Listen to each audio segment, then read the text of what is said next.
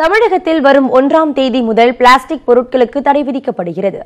இந்த தடையை அமல்படுத்துவதில் உள்ள நடைமுறை சிக்கலுக்கு தமிழக அரசு தீர்வு காண வேண்டும் என்று வணிகர்கள் வலியுறுத்தியுள்ளனர்.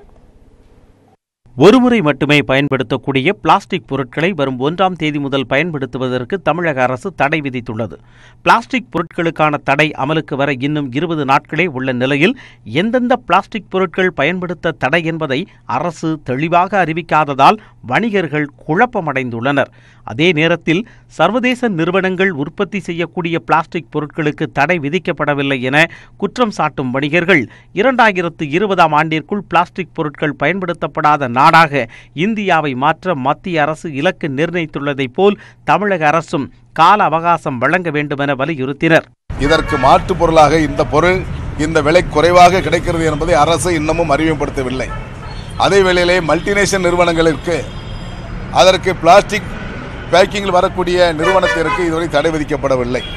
ஆகவே உள்நாட்டு நிறுவனங்களை முடக்கக்கூடிய வகையில், உள்நாட்டு வணிகர்களை சேதப்படுத்தக்கூடிய வகையில் இங்கு இருக்கின்ற ரீபேக்கிங் முறையை முழுமையாக தடை செய்ய வேண்டும் என்று சொன்னால் லட்சக்கணக்கான வணிக குடும்பங்கள் வாழ்வாதாரம் இழக்கக்கூடிய ஒரு அவலம் ஏற்பட்டுவிடும்.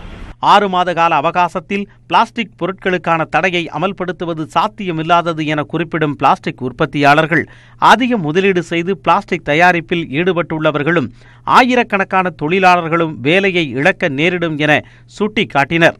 6 மாதங்கிறது ரொம்ப ஒரு அவகாசமே கிடையாது. ஒரு தொழில் நீங்கள் என்ன சொல்லிக்கணும், 10 வருஷம் கழிச்சு நான் பேன் பண்ண போகிறேன், ஆனால் நீங்கள் 10 வருஷம் அடுத்த புது தொழிலுக்கு லைசன்ஸ் கொடுக்காம இருக்கலாம். மாதிரி எக்ஸிஸ்டிங் தொழில் ஒரு 3 மாதம் அடுத்த கடன் திருப்பி கொடுக்காம, கடன் முடிஞ்சப்புறம் ஃபர்தர் கொடுக்காம இதெல்லாம் பண்ணலாம். 6 மாதத்துக்குள்ளே நீ மாற்றுத் தொழில் பார்த்துக்கோங்கிறது ஒரு இயலாத காரியம். அந்த மாதிரி ஒரு தொழில் ஆப்பர்ச்சுனிட்டி பெருசாக கிடையாது. அதாவது கடன் நீங்கள் தொழிலை மூடிட்டு எங்களுக்கு தெரிஞ்ச தொழில் இது ஒன்று தான், திடீர்னு இன்னொரு தொழிலில் போய் மாற்றுங்கன்னா கண்டிப்பாக ஒரு அவகாசம் பத்தவே பத்தாது.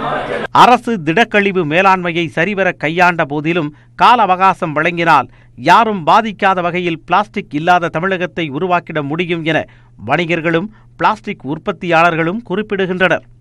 நியூஸ் 18 தமிழ்நாடு செய்திகளுக்காக செய்தியாளர் தமிழரசி.